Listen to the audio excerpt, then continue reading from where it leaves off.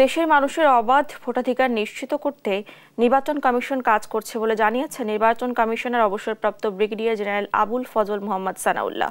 বৃহস্পতিবার দুপুরে খুলনায় বিসিএসএস আভা সেন্টারে এক কর্মশালায় তিনি এসব কথা বলেন। কমিশনার বলেন, দেশের মানুষের মৌলিক নাগরিক অধিকার হলো ভোট প্রদান।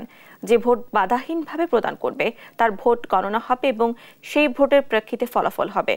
ভোটার তালিকা হালনাগাদ বিষয়ে তিনি বলেন, পূর্ণাঙ্গ ভোটার তালিকা নিয়ে তথ্য সংগ্রহকারীরা বাড়ি বাড়ি যাবেন, যেন ভবিষ্যতে কোনো প্রকার সন্দেহ এবং কোনো ভুয়া ভোটার তালিকায় না আসে।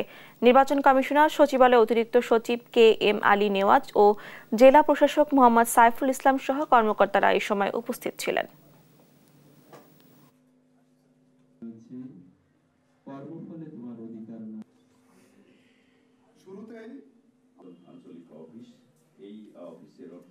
আমরা পূর্ণাঙ্গ ভোটার তালিকা নিয়ে বাড়ি বাড়ি যাব, একটি একটি করে ভোটারের তালিকা চেক করে দেখব যে এটা ঠিক আছে না ঠিক নাই, যাতে করে ভবিষ্যতে আমাদের যে সন্দেহ, এই সন্দেহ যেন আমরা দূর করতে পারি আর এই বিষয়গুলো যেন আবার এইভাবে না আসে, ভুয়া ভোটার তালিকা ইত্যাদি ইত্যাদি।